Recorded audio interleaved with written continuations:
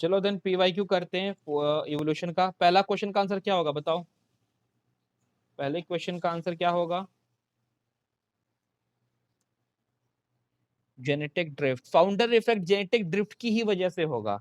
कोई इधर से उधर जाएगा तो ही होगा। Correct, the factor that lead to founder effect is genetic drift. सही बोल रहा हूं मैं? नेचुरल सिलेक्शन होगा नहीं, जेनेटिक रिवोल्यूशन होगा नहीं, म्यूटेशन होगा, जेनेटिक ड्रिफ्ट होगा। करेक्ट। इस आंसर का, इस क्वेश्चन का आंसर मुझे बताओ, which of the following refer to correct example बताता है वो इवोल्यूशन को कि चेंज हुआ है। एंथ्रोपोजेनिक एक्शन, एंथ्रोपोजेनिक एक्शन का मतलब होता है मैनमेड से की गई छेड़छाड़, मतलब manmade selection. Darwin finches natural selection है और बाकी तीनों मैनमेड सिलेक्शन है, तो आंसर है थर्ड। ये भी क्वेश्चन हम कर चुके थे कल। एक्चुअली इसमें आपको देखिए 600 डिग्री 600 डिग्री किया हुआ, ये गलत काट दो। फिर आता है अमोनिया यूज किया था, answer number 1 is correct. Embryological support को डिसप्रूव किसने किया था? तो कार्ड एनएस वॉन बियर ने किया था। बहुत बढ़िया। चलो इसके बाद ये सवाल आता है 2019 का। इसमें मैंने बताया था आपको होमो हबिलिस मीट नहीं खाते थे, तो करेक्ट स्टेटमेंट है नंबर 1।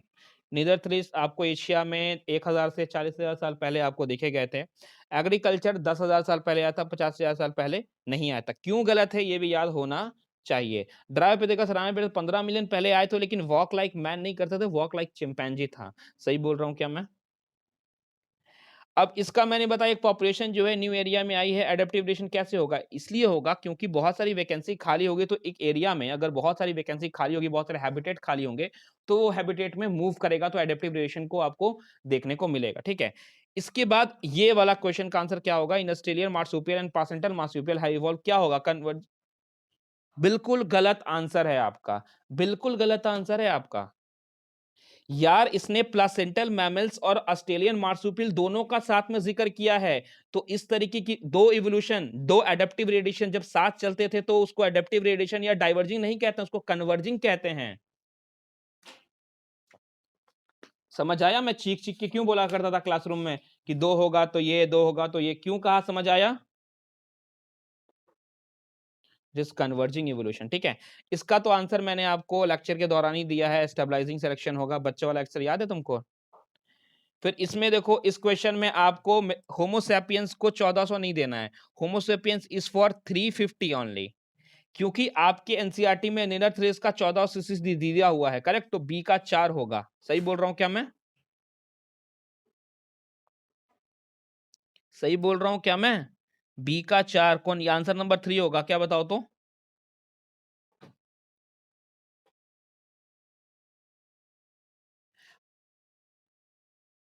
आ, यार देखो, एनसीईआरटी ने इस बात के बारे में कुछ कहा ही नहीं है, चुप रहा है, तो मान सकते हैं क्योंकि निरंथलिस का 1400 से दिया हुआ है। तो जब आप उसको टिक करोगे तो बाकी सब ऑप्शन अपने आप गलत हो जा रहे हैं। ठीक है। तुम भी बताओ, होमोसेपियंस तो 1400 सीसी के ही थे। क्या बोलते हो? सही बोल रहा हूँ क्या मैं? एक्चुअली हम होमोसेपियंस सेपियंस हैं। हमसे पहले था होमोसेपियन। हम होमोसेपियंस सैपियंस हैं। तो हम अपने बारे में कह सकते हैं 1400 सीसी ब्रेन, उसके पहले 350, और निदरथ्रिस का कह सकते हैं 1400 सीसी ब्रेन। ठीक है। अब ह्यूगार्डी ब्रिज ने क्या बोला था? रैंडम एंड डायरेक्शनल लेस, तो छठा का 2 हो जाएगा, इसमें कोई दो राय नहीं है। करेक्ट। सातवां बताओ, अब इसको कैसे बनाओगे? बताओ कैसे बताओगे, बताओ।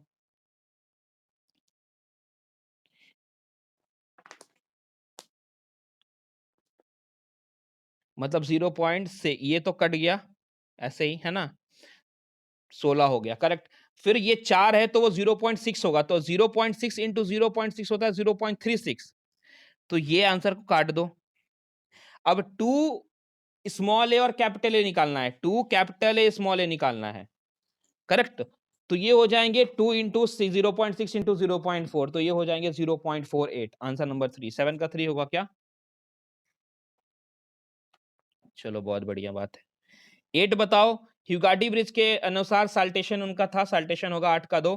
तीसरा देखो, among the following set of example of diverging evolution select the incorrect option. Incorrect option को सिलेक्ट करना है। तो इसमें आई ऑफ ऑक्टोपस और बैट और मैन नहीं, आई ऑफ ऑक्टोपस और मैन तो है, बैट इसमें नहीं रहेगा, तो 9 का 3 होगा। सही बोल रहा हूं क्या मैं? 10 का देखो, the similarity of bone structure in the forelimb of many vertebrate example of homologous, correct? Direct NCERT को। Artificial selection to obtain cow yielding high milk output result, क्या होगा बताओ? अब हो क्या रहा है, देख तुम वन डायरेक्शनल, वो एक डायरेक्शन में जा रहा है कि आपको हाई यील्डिंग चाहिए एक डायरेक्शन में, तो ये वो उस ग्राफ से क्वेश्चन था जो हमने एक क्लास में डिस्कस किया था, सिर्फ ग्राफ के ऊपर, याद है? ग्राफ के ऊपर। तो डायरेक्शनल है और वो भी एक डायरेक्शन में है, उस मीन कैरेक्टर से है डायरेक्शन, है ना? अच्छा ये उधर हो गया क्या, इधर हो गया, चलो। Genetic drift operate in, actually genetic drift होता तो लार्ज पॉपुलेशन में ही है, बट अगर आप स्मॉल आइसोलेटेड पॉपुलेशन में होगा तो आप उसको एब्जॉर्व कर पाओगे, ठीक है? तो 12 का आंसर 1 इसलिए होगा क्योंकि आप स्मॉल आइसोलेशन पॉपुलेशन में आप उसको ऑब्जर्व कर पाओगे जेनेटिक ड्रिफ्ट को। मेरी बातें क्लियर हैं आपको? हार्डी विनबर्ग में जो फ्रीक्वेंसी है हेटेरोजाइगस की वो 2pq है, सिर्फ pq नहीं होगा, करेक्ट? तो 13 का 2 होगा। इसमें देखो ऑस्ट्रोपेडिकस रामापेडिकस का पहला तो गलत हो गया क्योंकि पहले रामा थे उसके बाद ऑस्ट्रो था, ये तो गलत हो जाता है। रामा, ऑस्लो, होमो हवेलिस, होमो इरेक्टस क्या लगता है 14 का 2 होगा क्या? हाँ बिल्कुल सही है, 14 का 2 होगा। 15 में अगर मैं जाऊं तो विच of the following the correct event in the origin, सबसे पहले देखो क्या हुआ होगा, सिंथेसिस ऑफ ऑर्गेनिक मोनोमर हुआ होगा, फिर पॉलीमर्स बने होंगे, करेक्ट? तो पहले 1, पहले सेकंड और फिर 3, है ना? पहले सेकंड और फिर 3, उसके बाद हुआ फॉर्मेशन ऑफ प्रोटोबायंट, फिर उसके बाद डीएनए बेसिस जेनेटिक सिस्टम का सवाल हुआ, ठीक है? प्रोटोबायंट कह सकते हैं, जेंट मॉलिक्यूल के एग्रीगेट्स को हम प्रोटोबायंट्स कहते हैं। तो आप 15 का भी 3 होगा, ठीक है?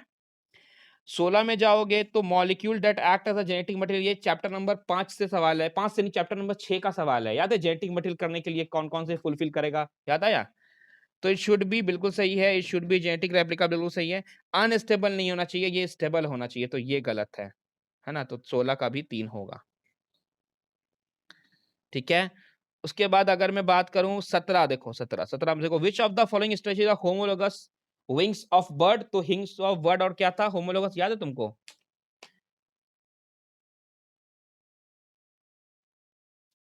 विंग्स ऑफ मॉथ इसलिए नहीं होगा क्योंकि क्या पूछ रहा है, होमोलोगस ना? तो बर्ड्स और वेल का मौत का, बर्ड्स का और मौत का जो स्ट्रक्चर तुम देखोगे, दोनों का स्ट्रक्चर अलग अलग होता है ना, अलग अलग होता है। हाँ, तो फ्लिपर ऑफ वेल्स होगा यहाँ पे। Analogous structure are result of, क्या बताओ एनालॉगस किस चीज का रिजल्ट है? Diverging, converging? कन्वर्जिंग। 19 का क्या होगा बताओ, following are the two statement regarding to the origin of life, देखो दोनों सही है, बोथ आर करेक्ट, क्योंकि मैंने आपको बताया हुआ है कि पहले नॉन ग्रीन आए, फिर एनारोब्स रहे होंगे, फिर पहला जो था वो कीमोटोट्रॉफ्स था। Wings of bat and wings of insect are, जल्दी से बता क्या होगा? एनालॉगस हैं और कन्वर्जिंग एवोल्यूशन को शो करते हैं, वो स्ट्रक्चर अलग अलग है, बाकी सेम सही है। Option number 3। Industries melanism in example of natural selection, मैंने बताया है ना आपको। अब एक वर्ड है यहाँ पे न्यू डार्विनिज्म, देखो एक डार्विनिज्म था जो हमने पढ़ा, न्यू डार्विनिज्म वो कॉन्सेप्ट है जिसमें डार्विन और मेंडल को मिला करके थ्योरीज लिखी गई, ठीक है? डार्विन और मेंडल को, दोनों को मिला करके थ्योरी लिखी गई, ये न्यू डार्विनिज्म था, ठीक है? समझ आई बातें मेरी? Which of the following had, ल्यू लेमार्किज्म और लेमार्किज्म दोनों सेम है, दोनों में कोई फर्क नहीं है, एक्वायर कैरेक्टर दोनों में आता है। विच of the following had the smallest brain capacity, जल्दी बता किसका होगा, 22 का बता। क्या? स्मॉलेस्ट ब्रेन कैपेसिटी, स्मॉल सबसे कम, होमो हेबेलिस का था ना, 600 से 800 ऐसा कुछ था। कॉमन मैकेनिज्म रिकॉम्बिनेशन होगा आंसर, सही बोल रहा हूँ क्या? कॉमन जेनेटिक वेरिएबिलिटी लाना है तो रिकॉम्बिनेशन ही आंसर होगा इसका। और पॉपुलेशन हार्डी विनबर्ग में क्या होगा इसका आंसर बता, 24 का क्या होगा?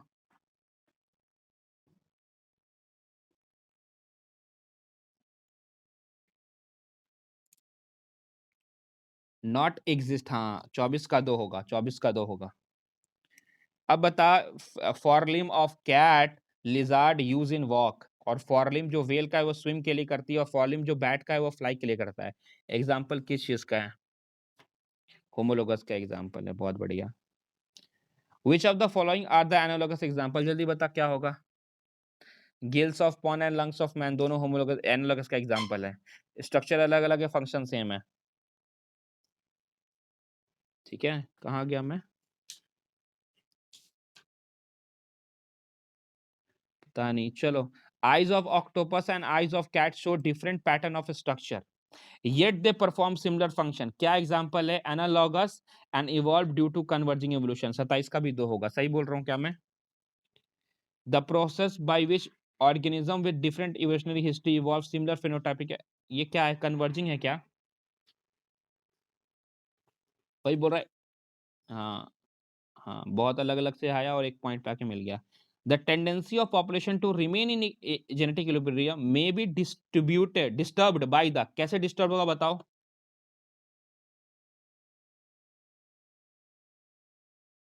Lack of random mating. Random mating अगर नहीं होगा तो फिर इक्विलिब्रियम मेंटेन नहीं रह पाएगा, तो 29 का वही होगा। याद है, रैंडम मीटिंग होना चाहिए। Variation in gene frequency within the population can occur by chance rather than the natural selection, इसको जेनेटिक ड्रिफ्ट कहते हैं क्या?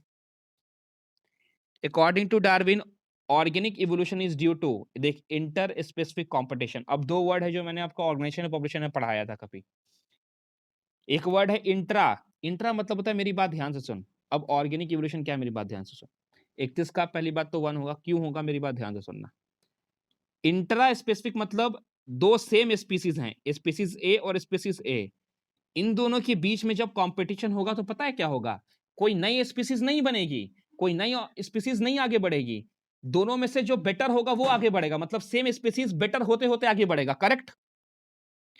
एक होता है इंटर स्पेसिफिक कंपटीशन, मतलब स्पीसीज ए और स्पीसीज बी है, इन दोनों के बीच में झगड़ा हुआ तो हुआ ये कि ये खत्म हो गया और ये आगे बढ़ गया। तो यहाँ पे कोई एक स्पेसिफिक एक इवोल्यूशन हो रहा है, यहाँ पे कोई एक एक एक खत्म हो रहा है, एक किसी का नेचुरल सिलेक्शन हो रहा है, इसलिए यहाँ पे कहेंगे हम इंटर स्पेसिफिक कंपटीशन। समझ में आई मेरी बात? जब सेम स्पीसीज में होता है तो कोई नई स्पीसीज नहीं बनती है, लेकिन इंटर स्पीसीज होता है तो नई स्पीसीज बनती है। समझ में आई मेरी बात? जब सेम स्पीसीज में झगड़ा होगा तो कोई नई स्पीसीज नहीं बनेगी, सेम स्पीसीज में झगड़ा है, एक मर जाएगा, जिंदा रहेगा, वही आगे बढ़ता रहेगा। लेकिन दो अलग अलग स्पीसीज में जब झगड़ा होगा तो तुम पाओगे ही कोई एक स्पीसीज आगे बढ़ रही है और एक खत्म हो रही है। समझ में आई मेरी बात? अब evolution of different species in a given area starting from a point और अलग अलग जियोग्राफिकल एरिया में मूव कर गया, क्या होगा बताओ? adaptive radiation. What was the most significant tendency in the evolution of modern man? बताओ, मैंने बताया ना, increase cranial capacity, 14 CC, 12 CC, याद है? तो वो क्रैनियल कैपेसिटी में इंक्रीज हुआ और मॉडर्न मैन में यही है, ठीक है। अब बात करते हैं 34 की। 34 में बता क्या होगा? विच of the following options given, हाँ बोलो क्या? इंक्रीजिंग क्रैनियल कैपेसिटी, ब्रेन का कैपेसिटी, सीसी, क्रैनियल कैपेसिटी, जी हाँ। ये देखो यहाँ पे कन्वर्जिंग का आंसर तो है eyes of octopus and mammals, और डाइवर्जिंग है bone of films of vertebrates, बिल्कुल सही है, एनसीईआरटी का सवाल है ये आपका। अब देखो 1000 से ये निदर 3 होगा क्या? 35 का 3 होगा क्या? निदर 3 होगा क्या? 1000 से 40000 पहले, याद है? वही है, 45 का वही है। The idea of mutation by brought forth by, किसने लाया था बताओ? हुगा डिवरीज ने लगाया था इवनिंग प्रीमोस पे, सही बोल रहा हूँ क्या? डार्विन फिंटेज एग्जांपल हैं एडेप्टिव रेडिएशन के।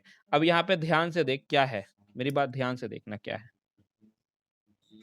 देखो 38 में जाना, कौन सा क्या है, देखो स्टेटमेंट भरना है ए से डी, और ये ना थोड़ा सा ये है, देखो थोड़ा लंबा चौड़ा सवाल है, ध्यान से देखना। देखो according to Darwin evolution took place due to Darwin का कहना था ड्यू टू डी में आ जाएगा due to small variation, correct? Due to small variation and survival of the fittest, सही बोल रहा हूं क्या मैं? ये करेक्ट हो रहा है डी के लिए। और अगर ए का पहला देखोगे तो wings of butterfly and birds look like एक जैसे दिखते हैं आपको, ये किस चीज का रिजल्ट है? ये कन्वर्जिंग का रिजल्ट है, सही बोल रहा हूं क्या?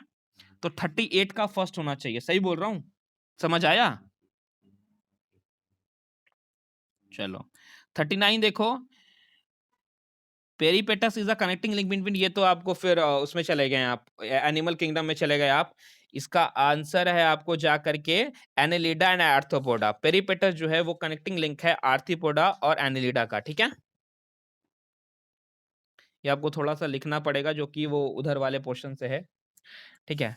In case of paper moth the black colour for become dominate, light colour के ऊपर डोमिनेट हो गया जब इंडस्ट्रियलाइजेशन हुआ, ये किस चीज का एग्जांपल है बताओ? नेचुरल सेक्शन का ना। तो क्या होगा 40 का 4 simple natural selection where by the darkest form को सिलेक्ट किया गया बस यार। वीजमान, मेरी बात ध्यान से सुनना, न्यू डार्वियन थ्योरी जो था ना, न्यू डार्वियन, डार्विन के अलावा न्यू डार्विन जिसमें मेंडल वेल्डल सबको ऐड किया गया, उसको दिया था वीजमान ने। न्यू डार्विनिज्म जो है वो वीजमान ने ही दिया था, और उसमें उन्होंने theory of continuity of germ plasma को दिया था। उसने बोला कि कोई ऐसा वैसा चीज नहीं, जो कैरेक्टर जर्म सेल्स में आएगा, मतलब रिप्रोडक्शन करने वाले सेल्स में आएगा, जर्म सेल में आएगा, वही आगे बढ़ेगा। तो इन्होंने theory of continuity of germ plasma को दिया था वीजमान ने। ये आप लिख लेना, ठीक है। तो 41 का 2 होगा, वो सही है। मेंडल ने पैनजेनेसिस को बिल्कुल नहीं दिया, पास्चर ने इनहेरिटेंस को नहीं दिया था, inheritance theory of inheritance of acquire character नहीं दिया था, लेमार्क ने दिया था, करेक्ट है। और डिवरीज ने नेचुरल सिलेक्शन को नहीं दिया था, हुगार्डी ने बताया था म्यूटेशन के बारे में। सही बोल रहा हूं क्या? और मेंडल साहब के बारे में एज यूजुअल तुम जानते हो। तो the right answer is Weismann. Actually तुम इन तीनों को देखकर के वीजमान टिक मार सकते हो, क्योंकि मेंडल के बारे में तुमने पढ़ा है, पास्चर के बारे में मैंने पढ़ाया आपको। लुइस पास्चर ने बताया था इस डिस्कार्ड ए बायोजेनेसिस, उसने ए बायोजेनेसिस थ्योरी होती है ना कि नॉन लिविंग से लिविंग बन जाएगा, उसको डिस्कार्ड किया था। तो इन तीनों के बारे में आपको पता है ऑलरेडी, लेकिन चौथे के बारे में और भी आपको पता हो गया। वीजमान ने दिया था नियो डार्विनिज्म थ्योरी, ठीक है। नाम यहां पे आया तो मुझे याद आया, तो मैंने आपको बता दिया, ठीक है। Which of the following is incorrect about the characteristics of protobiont? अब प्रोटोबायंट के बारे में कौन सा करेक्ट है देख। बेसिकली ये जो है ना आइसोलेटेड होते हैं सराउंडिंग से पार्शियली। इनका प्रोटोबायंट का मतलब होता है कोई स्पेसिफिक टाइप का ये नहीं है, क्या बोलते हैं, एक स्पेसिफिक टाइप का सेल नहीं है उनका, वो नॉर्मली आइसोलेटेड होते हैं, पार्शियली आइसोलेटेड होते हैं, ठीक है। देख अब कैसे तू करेगा इनकरेक्ट, देख। प्रोटोबायंट इंटरनल एनवायरनमेंट को मेंटेन नहीं करते हैं, पहली चीज। अरे यार, इंटरनल एनवायरनमेंट को मेंटेन करना ये तो आधुनिक है ना, अभी अभी हुआ है, हमारा स्टार्ट हुआ है, हमारे अंदर ये चीज। रिप्रोड्यूस नहीं करते थे, जनरली टूट जाते थे दो भागों में। They could separate they could separate combination of molecule from the, बिल्कुल नहीं, मॉलिक्यूल के सराउंडिंग सेपरेट नहीं थे, वो उसी के सराउंडिंग थे। तो ऑप्शन नंबर 4 इज इनकरेक्ट, ठीक है।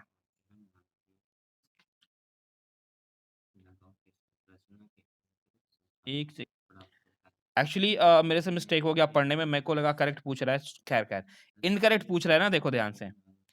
पार्शियली आइसोलेट होते हैं, बिल्कुल सही है, ठीक है। They could maintain internal environment, इसके बारे में कह पाना थोड़ा मुश्किल है, बट हाँ कहीं हद तक ऐसा कहा जाता था कि प्रोटोबायंट जो है वो इन्वायरमेंट से क्या बोलते हैं इंटरेक्शन कर पाते थे और अपने आप को बचा लिया करते थे, तभी तो आगे वो इवॉल्व हुए। तो वी कैन से दैट कि मेंटेन इंटरनल एनवायरनमेंट, बट वो रिप्रोड्यूस नहीं करते थे, वो एक दूसरे में टूट जाया करते थे, ठीक है। तो 42 का आंसर 2 होगा, ठीक है। मेरे से मिस्टेक हुआ, there was able to reproduce, वो रिप्रोड्यूस करने के एबल नहीं होंगे, ये इनकरेक्ट है, बाकी तीनों स्टेटमेंट करेक्ट है। तो प्रोटोबायंट करके इन तीनों स्टेटमेंट को लिख लेना, आपको समझ आ जाएगा, ठीक है। ठीक है, कौन सा करेक्टली मैच है, बाकी सारा गलत है, लास्ट वाला देखना। नेफ्रिडिया और अर्थवर्म में और पेरिपेंजियल कॉकरोच में वो एक्सक्रीटरी ऑर्गन होता है, 11th में पढ़ा है हमने। Which of the following in the bird indicate their reptiles ancestor? क्या दिखाता है कि बर्ड जो है रेप्टाइल्स के एंसेस्टर हैं? एक बिल्कुल मत लगाना, उनके पैरों में देखना, उनके हिंड लिम्ब में स्केल्स होता है, ठीक है, धारी धारी ब्लैक व्हाइट कलर का प्रेजेंट होता है, स्केल्स प्रेजेंट होता है।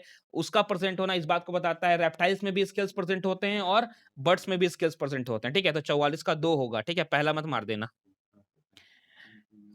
When two species of different geological come to resemble each other as a result of adaptation, इस phenomena को क्या कहते हैं जी बताओ? कन्वर्जन इवोल्यूशन ना। एडेप्टिव रेडिएशन का मतलब क्या हुआ बताओ? Evolution of different species from a common ancestor, 46 का 3 होगा। फिंचेस जो गैलापागोस के आइलैंड की थी वो किस बात को एविडेंस को बताती थी? वो बताती थी बायोजियोग्राफिकल इवोल्यूशन को। किसको बताती थी? Bio geological. अब जियोलॉजिकल का मतलब क्या होता है कि आप पता करो कि स्पीसीज कैसे इवॉल्व हुई है, कैसे हुई है, कहां से आई है, this is called biological evolution. तो उस बात की ओर इशारा करती है, कैसे इवॉल्व हुआ चीजें, कैसे इवॉल्व बनी, ठीक है। मोस्ट कॉन्सिक्वेंस, एक सेकंड कहां चला गया?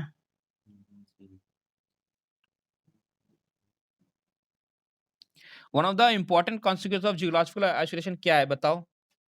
जियोग्राफिकल आइसोलेशन का कॉन्सिक्वेंस क्या है बताओ? पहला ये कि स्पेस, देखो अब मेरी बात ध्यान से सुन, इसका आंसर क्या है, क्यों है, मेरी बात ध्यान से सुन। एक स्पेसीज है, वो आपस में इंटरब्रीड करते हैं, ठीक है, करते हैं। तो इनमें हो सकता है कि न्यू स्पीशीज़ बनने की चांसेस हैं, ठीक है? ठीक है? One of the important consequence of geographical isolation is 48. One of the important consequence, हाँ, geographical isolation का सबसे बड़ा consequence क्या है? तो इसका आंसर है, पहला चीज़ तो ये कि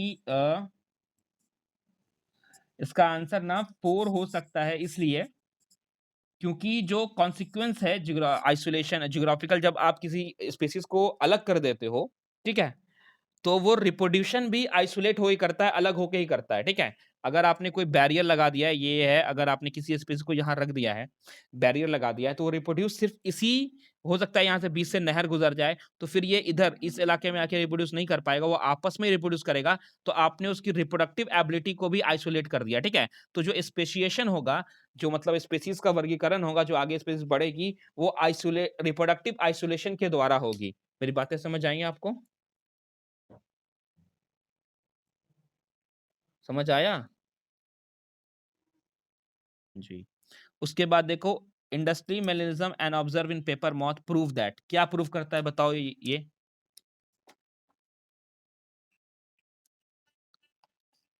देखो, melanism is a population generating feature, ये तो बिल्कुल गलत है, क्योंकि मेलेनिज्म, कालापन आना मेलेनिन पिगमेंट का कैरेक्टर है, तो पहला तो गलत हो जाएगा। पक्का? चौथा देखो, लाइटर मॉथ के पास सिलेक्शन हुआ था, एडवांटेज उसको मिला था इंडस्ट्री के पहले। उसने लिखा हुआ है ना कि पॉल्यूशन हो चाहे ना हो, लाइटर वाले को कुछ एडवांटेज, ऐसा नहीं था। एडवांटेज उसको मिला था जब पॉल्यूशन नहीं था, तो ये भी गलत है। Melanin form of moth has no selective advantage over lighter, उसने बोला यार था। मेलेनिन को इंडस्ट्रियलाइजेशन के बाद सिलेक्शन हुआ, इसने बोला कि मेलेनिन को फॉर्म को मॉथ को कोई सिलेक्शन एडवांटेज नहीं हुआ, ये भी गलत है। सही क्या है? The true black melanin form arise by the recurrent random mutation, random mutations आए, ब्लैक मेलेनिज्म को सिलेक्ट कर लिया गया, ठीक है। तो answer number 4 is correct, answer number second correct, 49 का 2 होगा, ठीक है। मेरी बात ध्यान से सुन। The concept of chemical evolution is based on, जल्दी से बता क्या होगा? हाँ, कॉम्बिनेशन ऑफ केमिकल्स हुए हैं तो लाइफ ओरिजिनेट हुआ है, यही केमिकल थ्योरी का आधार था। 1000 सीसी किसका था बताओ? होमो ब्रेन, एक से 1000 से ज्यादा, सॉरी 1000 से ज्यादा, 1000 से ज्यादा। होमो नेरेथलिस, होमो नेरेथलिस 1000 से ज्यादा पूछ रहा है, नेरेथलिस। Select the correct statement from the following, correct statement बताना, बताओ।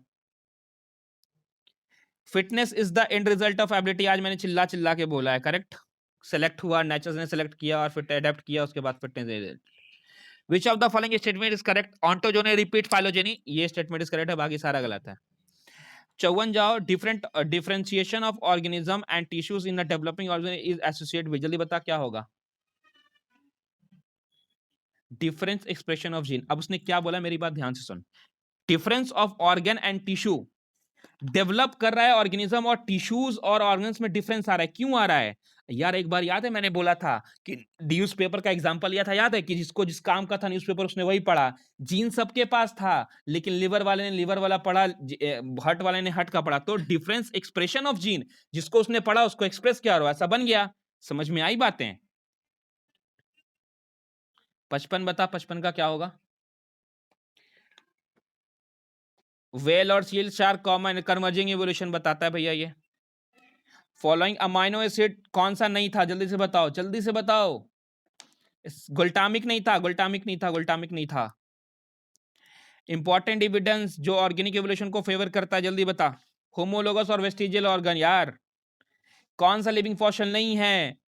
एरेप्टेरस, एरेप्टेरस जो है वो भी जिंदा नहीं है, बाकी सब हैं, तो सबको लिविंग फॉसिल कहते हैं। एरेप्टेरस मर गया तो उसको नॉन लिविंग फॉसिल कहते हैं। समझ आई मेरी बात? आंसर 3 होगा।